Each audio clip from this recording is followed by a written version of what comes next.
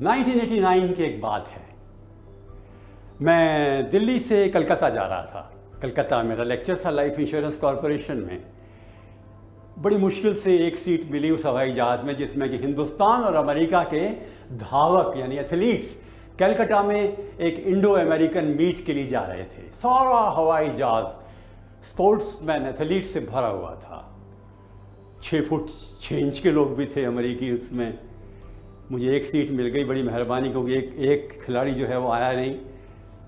और मैंने कहा भाई भेज दो मुझे, बड़ी कृपा थी उनकी, इंडियन एयरलाइंस की। मैंने कहा दिस मैन आई ओ ये कौन है? Mister Nambiar, madam PT Usha के कोच। मैंने कहा sir you are mister Nambiar? के या sir I am professor Ramesh Arora. Is madam PT Usha also travelling? Oh there she is.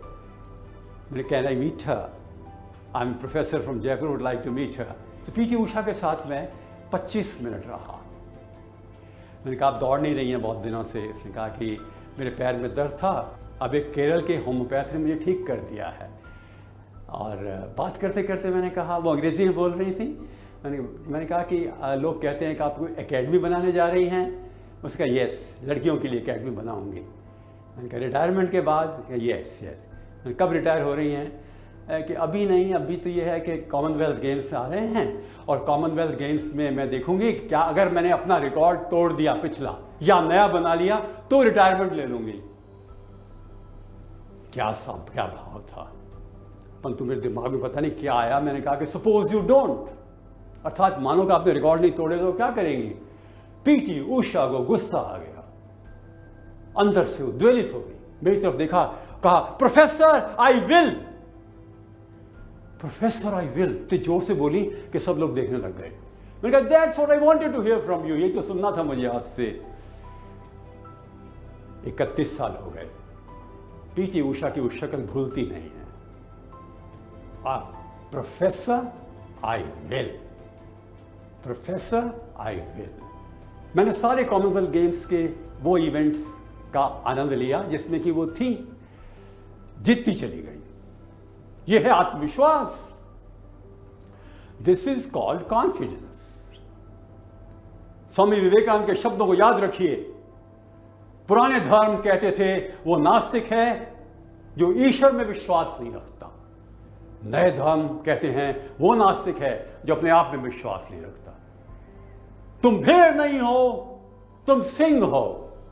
अपनी मुष्टि के प्रहार से चट्टानों को तोड़ सकते हो, सुहा सकते हो समुद्र को और पी सकते हो उसका पानी। अपने अंदर आत्मबल रखना चाहिए। इतनी किताबें हैं सेल्फ कॉन्फिडेंस पर, जैसे कि सबसे ज्यादा आवश्यकता इसी की तो है हमें।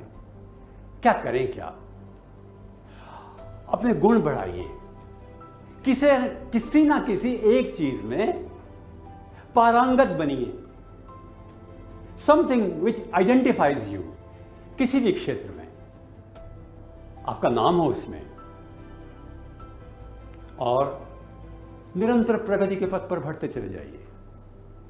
जब कभी निराशा हो अपने प्रति, तो आंखें बंद करके अपने आप को ऑटो सजेशन दीजिए।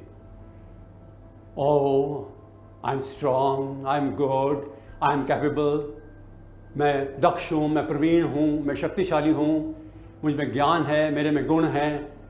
याद करिए पिछली सारी बातों को जो अच्छी हैं, beautiful memories of your life. मैंने वो पाया, वो पाया, वो पाया, जो प्रशंसाएं आपकी हुई हैं।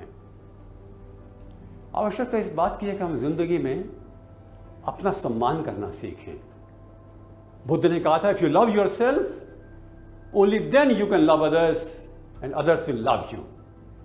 अपने आप से प्रेम कीजिए, अपना सम्मान कीजिए, अपने आप को कोई भी हीन भाव से मत देखिए।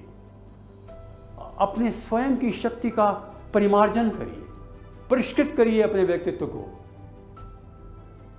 सीधे चलिए, मुस्कुराहट के साथ, कॉन्फिडेंस के साथ, बैठने में, उठने में, बात करने में आत्मविश्वास हो।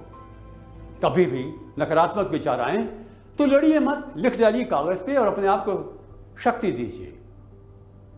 एक कहावत है, मन के जीते जीत, मन के हारे हार।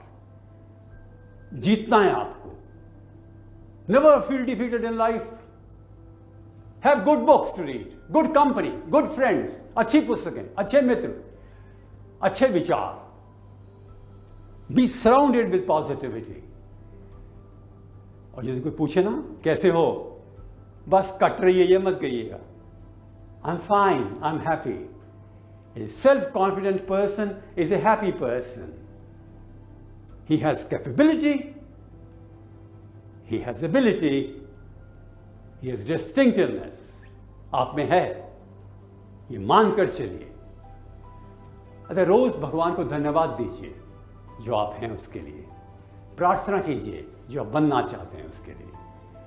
स्मरण कीजिए कि आपके साथ जो अच्छा हुआ है वो कितना अच्छा हुआ है। आगे बढ़िए, विश्वास रखिएगा। धन्यवाद।